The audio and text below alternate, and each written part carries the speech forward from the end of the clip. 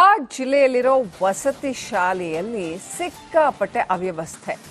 ಒಂದು ವ್ಯವಸ್ಥೆ ಇದ್ರೆ ಮತ್ತೊಂದು ವ್ಯವಸ್ಥೆ ಇಲ್ಲ. ಇದೆಲ್ಲವನ್ನು ನೋಡ್ಕೊಳ್ಬೇಕಾದ ಉಸ್ತುವಾರಿಯೇ ಇಲ್ಲ. ಈ ಕುರಿತ ಒಂದು ರಿಯಾಲಿಟಿ ಚೆಕ್ ಇಲ್ಲಿದೆ.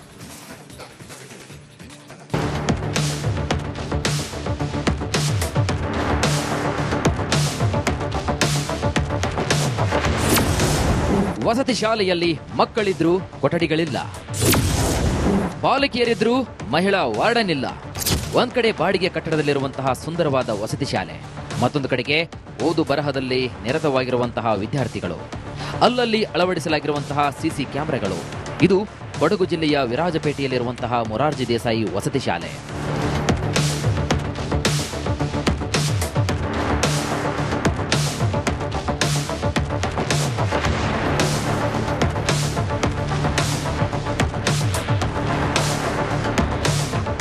ಈ ವಸತಿ ಶಾಲೆಯಲ್ಲಿ ರಿಪಬ್ಲಿಕ್ ಕನ್ನಡ ರಿಯಾಲಿಟಿ ಚೆಕ್ ನಡೆಸಿದೆ. ಹಾಸ್ಟೆಲ್ನಲ್ಲಿ 6ರಿಂದ 10ನೇ ತರಗತಿವರೆಗೆ ಒಟ್ಟು 217 ವಿದ್ಯಾರ್ಥಿಗಳು ವಿದ್ಯಾಭ್ಯಾಸವನ್ನು ಮಾಡ್ತಾರೆ. ಕಳೆದ ಹಲವು ವರ್ಷಗಳಿಂದ ಇಲ್ಲಿರುವಂತಹ ಬಾಡಿಗೆ ಕಟ್ಟಡದಲ್ಲಿ ವಸತಿ ಶಾಲೆಯನ್ನ ನಡೆಸಲಾಗ್ತಾ ಇದ್ದು, ತಿಂಗಳಿಗೆ 1.99 ಲಕ್ಷ ರೂಪಾಯಿ ಬಾಡಿಗೆಯನ್ನ ನೀಡಲಾಗುತ್ತಿದೆ. ಶಾಲಾ ಕಟ್ಟಡ ಕೂಡ ಉತ್ತಮವಾಗಿದ್ದು, ಆಟದ ಮೈದಾನವನ್ನ ಹೊಂದಿದೆ. ಆದರೆ ಇಲ್ಲಿ ಬಾಲಕಿಯರ ಸಂಖ್ಯೆ ಕಡಿಮೆ ಇದ್ರೂ ಕೂಡ ಸರಿಯಾದ ವಸತಿ ವ್ಯವಸ್ಥೆ ಇಲ್ಲ. ಇಲ್ಲಿ ಒಟ್ಟು 89 ಬಾಲಕಿಯರದ್ದು ಇಕ್ಕಟ್ಟಾದ ಕೇವಲ 4 ಕೊಠಡಿಗಳಲ್ಲಿ ವಾಸ್ತವ್ಯ ಮಾಡಬೇಕಾಗಿದೆ.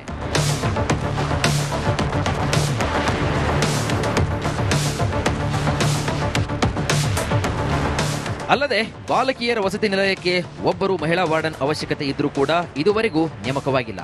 ಇಲ್ಲಿರುವಂತಹ ಮಹಿಳಾ ಸಿಬ್ಬಂದಿ ಬಾಲಕಿಯರನ್ನ ನೋಡಿಕೊಳ್ಳುತ್ತಾರೆಂದು ಶಾಲೆಯ ಪ್ರಾಂಶುಪಾಲರು ಹೇಳುತ್ತಿದ್ದಾರೆ. ಸಂಪೂರ್ಣವಾಗಿ ವಸತಿಯುತ ಶಾಲೆ ಇದು. ಇಲ್ಲಿ ಪಾಠ, ಊಟ, ಆಟ ಎಲ್ಲವೂ ಇಲ್ಲೇ ಇರುತ್ತೆ. ಮಕ್ಕಳು ಕೂಡ 6ನೇ ತರಗತಿಯಿಂದ 10ನೇ ತರಗತಿಯಂತ ಈ ಶಾಲೆಯಲ್ಲಿ ಪ್ರೆಸೆಂಟ್ ನಡೀತಾ ಇದೆ. ನಮ್ಮ ಶಾಲೆಗೆ PUC ಕೂಡ ಸ್ಯಾಂಕ್ಷನ್ ಆಗಿದೆ. ಸೊ ಈಗ ಮಕ್ಕಳು ಸಿಕ್ಕಿದ್ರೆ ಈ ವರ್ಷನೇ ಪ್ರಾರಂಭ ಮಾಡ್ತೀವಿ, ಇಲ್ಲ ಮುಂದಿನ ವರ್ಷ ಪ್ರಾರಂಭ ಮಾಡ್ತೀವಿ. ಇದು ವಾರ್ಡನ್ ಅಂತ ಒಬ್ಬರು ಇರ್ತಾರೆ.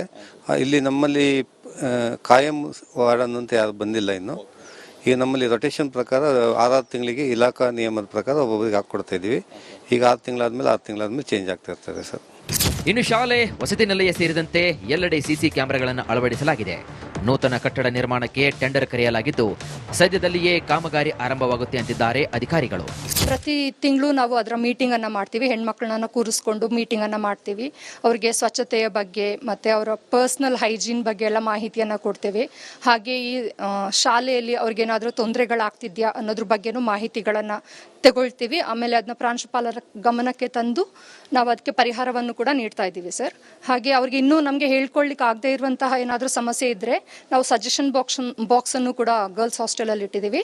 ಅದನ್ನ ಮಂತ್ಲಿ ಒನ್ಸ್ ಓಪನ್ ಮಾಡಿ ನೋಡ್ತೀವಿ. ಹಾಗೆ ಅವ್ರಿಗೆ ಏನು ತೊಂದರೆ ಇದೆ ಅಂತ ಹೇಳಿ ತಿಳ್ಕೊಳ್ತಾ ಇದ್ದೀವಿ. ಆದಷ್ಟು ಬೇಗ ನೂತನ ಕಟ್ಟಡ ನಿರ್ಮಾಣವಾದರೆ ಇಲ್ಲಿರುವಂತಹ ವಿದ್ಯಾರ್ಥಿಗಳಿಗೆ ಓದು ಬರಹಕ್ಕೆ ಅನುಕೂಲವಾಗಲಿದೆ. ಅನು ಕಾರ್ಯಪ್ಪ, ಬೆಳ್ಳೂರು, ರಿಪಬ್ಲಿಕ್ ಕನ್ನಡ, ಕೊಡಗು.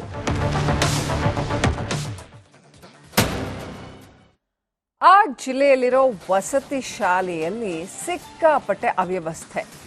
ಒಂದು ವ್ಯವಸ್ಥೆ ಇದ್ರೆ ಮತ್ತೊಂದು ವ್ಯವಸ್ಥೆ ಇಲ್ಲ. ಇದೆಲ್ಲವನ್ನು ನೋಡ್ಕೊಳ್ಬೇಕಾದ ಉಸ್ತುವಾರಿಯೇ ಇಲ್ಲ. ಈ ಕುರಿತ ಒಂದು ರಿಯಾಲಿಟಿ ಚೆಕ್ ಇಲ್ಲಿದೆ.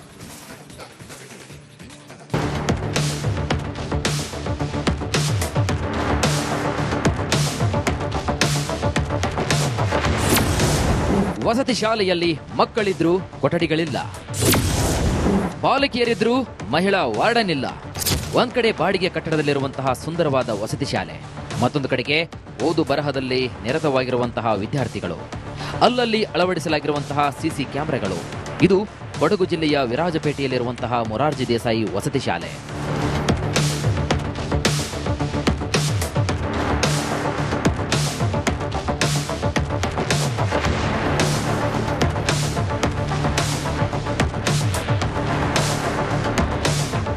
ಈ ವಸತಿ ಶಾಲೆಯಲ್ಲಿ ರಿಪಬ್ಲಿಕ್ ಕನ್ನಡ ರಿಯಾಲಿಟಿ ಚೆಕ್ ನಡೆಸಿದೆ.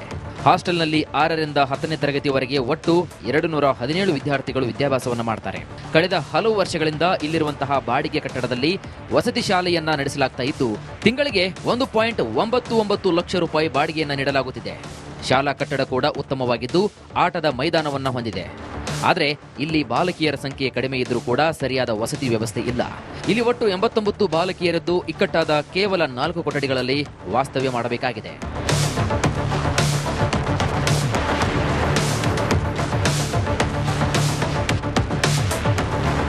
ಅಲ್ಲದೆ ಬಾಲಕಿಯರ ವಸತಿ ನಿಲಯಕ್ಕೆ ಒಬ್ಬರು ಮಹಿಳಾ ವಾರ್ಡನ್ ಅವಶ್ಯಕತೆ ಇದ್ರೂ ಕೂಡ ಇದುವರೆಗೂ ನೇಮಕವಾಗಿಲ್ಲ. ಇಲ್ಲಿರುವಂತಹ ಮಹಿಳಾ ಸಿಬ್ಬಂದಿ ಬಾಲಕಿಯರನ್ನ ನೋಡಿಕೊಳ್ಳುತ್ತಾರೆಂದು ಶಾಲೆಯ ಪ್ರಾಂಶುಪಾಲರು ಹೇಳ್ತಿದ್ದಾರೆ. ಸಂಪೂರ್ಣವಾಗಿ ವಸತಿಯುತ ಶಾಲೆ ಇದು. ಇಲ್ಲಿ ಪಾಠ, ಊಟ, ಆಟ ಎಲ್ಲವೂ ಇಲ್ಲೇ ಇರುತ್ತೆ. ಮಕ್ಕಳು ಕೂಡ 6ನೇ ತರಗತಿಯಿಂದ 10ನೇ ತರಗತಿಯಂತ ಈ ಶಾಲೆಯಲ್ಲಿ ಪ್ರೆಸೆಂಟ್ ನಡೀತಾ ಇದೆ. ನಮ್ಮ ಶಾಲೆಗೆ PUC ಕೂಡ ಸ್ಯಾಂಕ್ಷನ್ ಆಗಿದೆ. ಸೊ ಈಗ ಮಕ್ಕಳು ಸಿಕ್ಕಿದ್ರೆ ಈ ವರ್ಷನೇ ಪ್ರಾರಂಭ ಮಾಡ್ತೀವಿ, ಇಲ್ಲ ಮುಂದಿನ ವರ್ಷ ಪ್ರಾರಂಭ ಮಾಡ್ತೀವಿ. ವಾರ್ಡನ್ ಅಂತ ಒಬ್ಬರು ಇರ್ತಾರೆ. ಇಲ್ಲಿ ನಮ್ಮಲ್ಲಿ ಕಾಯಂ ವಾರ್ಡನ್ ಅಂತ ಯಾರು ಬಂದಿಲ್ಲ ಇನ್ನು. ಈಗ ನಮ್ಮಲ್ಲಿ ರೊಟೇಷನ್ ಪ್ರಕಾರ 6 ತಿಂಗಳಿಗೆ ಇಲಾಖಾ ನಿಯಮದ ಪ್ರಕಾರ ಒಬ್ಬೊಬ್ಬರಿಗೆ ಹಾಕ್ಕೊಡ್ತಾ ಇದ್ದೀವಿ. ಈಗ 6 ತಿಂಗಳಾದ್ಮೇಲೆ ಚೇಂಜ್ ಆಗ್ತಾ ಇರ್ತಾರೆ ಸರ್. ಇನ್ನು ಶಾಲೆ, ವಸತಿ ನಿಲಯ ಸೇರಿದಂತೆ ಎಲ್ಲೆಡೆ ಸಿಸಿ ಕ್ಯಾಮೆರಾಗಳನ್ನು ಅಳವಡಿಸಲಾಗಿದೆ. ನೂತನ ಕಟ್ಟಡ ನಿರ್ಮಾಣಕ್ಕೆ ಟೆಂಡರ್ ಕರೆಯಲಾಗಿದ್ದು ಸದ್ಯದಲ್ಲಿಯೇ ಕಾಮಗಾರಿ ಆರಂಭವಾಗುತ್ತೆ ಅಂತಿದ್ದಾರೆ ಅಧಿಕಾರಿಗಳು. ಪ್ರತಿ ತಿಂಗಳು ನಾವು ಅದರ ಮೀಟಿಂಗ್ ಅನ್ನ ಮಾಡ್ತೀವಿ. ಹೆಣ್ಮಕ್ಳನ್ನ ಕೂರಿಸ್ಕೊಂಡು ಮೀಟಿಂಗ್ ಅನ್ನ ಮಾಡ್ತೀವಿ. ಅವ್ರಿಗೆ ಸ್ವಚ್ಛತೆಯ ಬಗ್ಗೆ ಮತ್ತೆ ಅವರ ಪರ್ಸನಲ್ ಹೈಜೀನ್ ಬಗ್ಗೆ ಎಲ್ಲ ಮಾಹಿತಿಯನ್ನ ಕೊಡ್ತೇವೆ. ಹಾಗೆ ಈ ಶಾಲೆಯಲ್ಲಿ ಅವ್ರಿಗೇನಾದರೂ ತೊಂದರೆಗಳಾಗ್ತಿದ್ಯಾ ಅನ್ನೋದ್ರ ಬಗ್ಗೆನೂ ಮಾಹಿತಿಗಳನ್ನ ತಗೊಳ್ತೀವಿ. ಆಮೇಲೆ ಅದನ್ನ ಪ್ರಾಂಶುಪಾಲರ ಗಮನಕ್ಕೆ ತಂದು ನಾವು ಅದಕ್ಕೆ ಪರಿಹಾರವನ್ನು ಕೂಡ ನೀಡ್ತಾ ಇದ್ದೀವಿ ಸರ್. ಹಾಗೆ ಅವ್ರಿಗೆ ಇನ್ನೂ ನಮಗೆ ಹೇಳ್ಕೊಳ್ಳಿಕ್ಕೆ ಆಗದೆ ಇರುವಂತಹ ಏನಾದರೂ ಸಮಸ್ಯೆ ಇದ್ರೆ ನಾವು ಸಜೆಷನ್ ಬಾಕ್ಸ್ ಅನ್ನು ಕೂಡ ಗರ್ಲ್ಸ್ ಹಾಸ್ಟೆಲಲ್ಲಿ ಇಟ್ಟಿದ್ದೀವಿ. ಅದನ್ನ ಮಂತ್ಲಿ ಒನ್ಸ್ ಓಪನ್ ಮಾಡಿ ನೋಡ್ತೀವಿ. ಹಾಗೆ ಅವ್ರಿಗೆ ಏನು ತೊಂದರೆ ಇದೆ ಅಂತ ಹೇಳಿ ತಿಳ್ಕೊಳ್ತಾ ಇದ್ದೀವಿ. ಆದಷ್ಟು ಬೇಗ ನೂತನ ಕಟ್ಟಡ ನಿರ್ಮಾಣವಾದರೆ ಇಲ್ಲಿರುವಂತಹ ವಿದ್ಯಾರ್ಥಿಗಳಿಗೆ ಓದು ಬರಹಕ್ಕೆ ಅನುಕೂಲವಾಗಲಿದೆ. ಅನು ಕಾರ್ಯಪ್ಪ, ಬೆಳ್ಳೂರು, ರಿಪಬ್ಲಿಕ್ ಕನ್ನಡ, ಕೊಡಗು.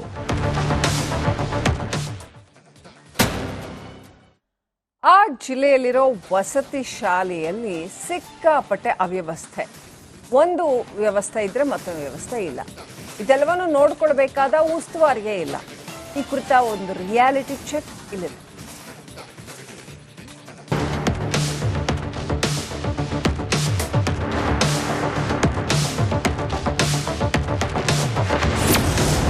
ವಸತಿ ಶಾಲೆಯಲ್ಲಿ ಮಕ್ಕಳಿದ್ರು, ಕೊಠಡಿಗಳಿಲ್ಲ. ಬಾಲಕಿಯರಿದ್ರು, ಮಹಿಳಾ ವಾರ್ಡನ್ ಇಲ್ಲ. ಒಂದ್ ಕಡೆ ಬಾಡಿಗೆ ಕಟ್ಟಡದಲ್ಲಿರುವಂತಹ ಸುಂದರವಾದ ವಸತಿ ಶಾಲೆ, ಮತ್ತೊಂದು ಕಡೆಗೆ ಓದು ಬರಹದಲ್ಲಿ ನಿರತವಾಗಿರುವಂತಹ ವಿದ್ಯಾರ್ಥಿಗಳು, ಅಲ್ಲಲ್ಲಿ ಅಳವಡಿಸಲಾಗಿರುವಂತಹ ಸಿಸಿ ಕ್ಯಾಮೆರಾಗಳು. ಇದು ಕೊಡಗು ಜಿಲ್ಲೆಯ ವಿರಾಜಪೇಟೆಯಲ್ಲಿರುವಂತಹ ಮೊರಾರ್ಜಿ ದೇಸಾಯಿ ವಸತಿ ಶಾಲೆ.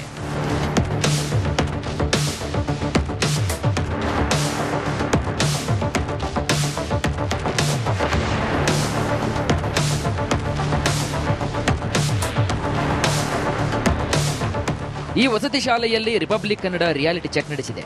ಹಾಸ್ಟೆಲ್ನಲ್ಲಿ 6ರಿಂದ 10ನೇ ತರಗತಿವರೆಗೆ ಒಟ್ಟು 217 ವಿದ್ಯಾರ್ಥಿಗಳು ವಿದ್ಯಾಭ್ಯಾಸವನ್ನು ಮಾಡ್ತಾರೆ. ಕಳೆದ ಹಲವು ವರ್ಷಗಳಿಂದ ಇಲ್ಲಿರುವಂತಹ ಬಾಡಿಗೆ ಕಟ್ಟಡದಲ್ಲಿ ವಸತಿ ಶಾಲೆಯನ್ನ ನಡೆಸಲಾಗ್ತಾ ಇದ್ದು ತಿಂಗಳಿಗೆ 1.99 ಲಕ್ಷ ರೂಪಾಯಿ ಬಾಡಿಗೆಯನ್ನ ನೀಡಲಾಗುತ್ತಿದೆ. ಶಾಲಾ ಕಟ್ಟಡ ಕೂಡ ಉತ್ತಮವಾಗಿದ್ದು ಆಟದ ಮೈದಾನವನ್ನ ಹೊಂದಿದೆ. ಆದರೆ ಇಲ್ಲಿ ಬಾಲಕಿಯರ ಸಂಖ್ಯೆ ಕಡಿಮೆ ಇದ್ರೂ ಕೂಡ ಸರಿಯಾದ